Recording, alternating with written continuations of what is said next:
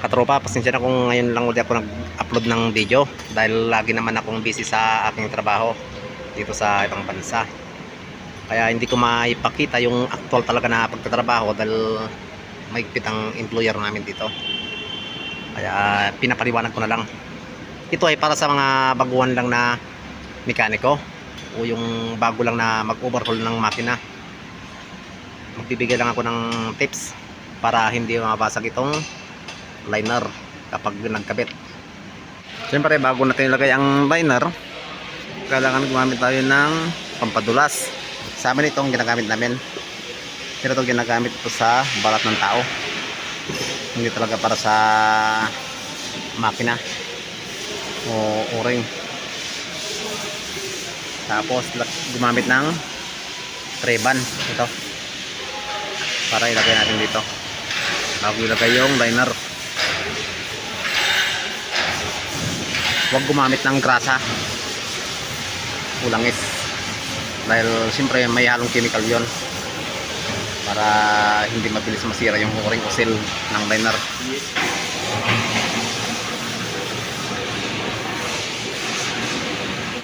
Ilalagay namin dito, ipapahid namin dito para hindi masira kapag kinabit itong liner.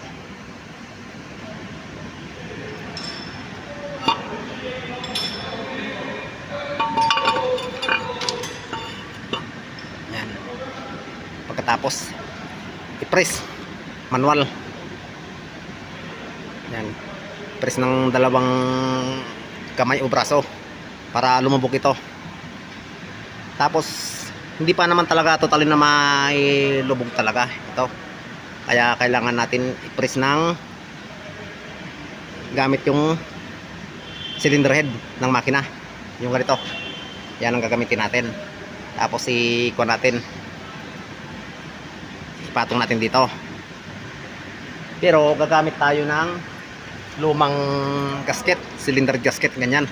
Ganyan o. Papatong natin ganyan. Kapag naibaba na tong liner. Hindi ko lang binababa ng mabuti dahil wala pang treban dito sa gilid. Pinapaliwanag ko lang ito. Tatanggalin ko pa ito.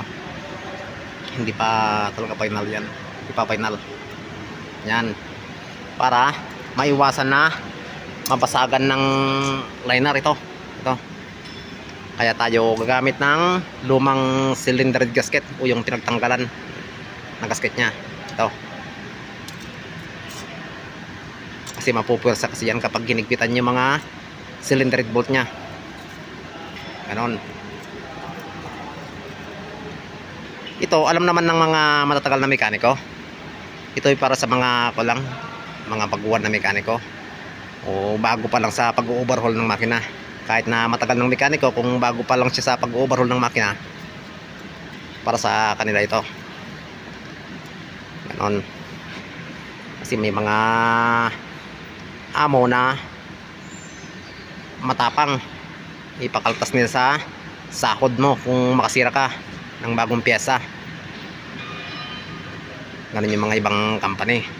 Kaya mag-ingat tayo na hindi makasira, lalo na yung mga bagong pyesa.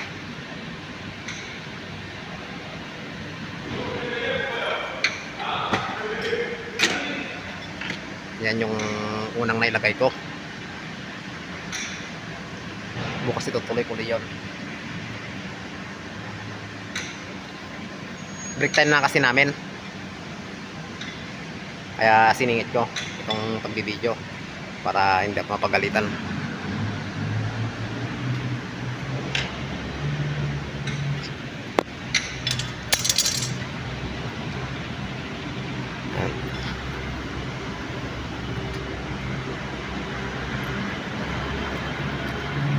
May mga ibang parts na.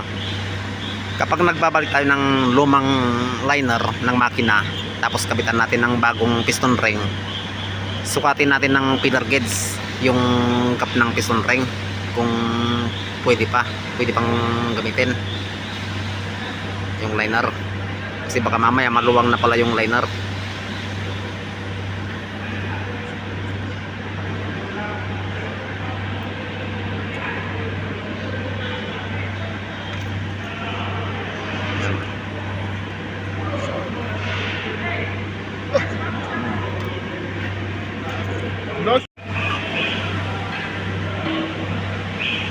Ito nang ginagamit ko para sa pagkasa ng balbula para mabilis. Kasi pag manual yung pagkasa ng balbula, napakatagal. Lalo na B12 ito. Daming balbula. Ito ay B12 na Cummins para sa Komatsu 785 off-road dump truck.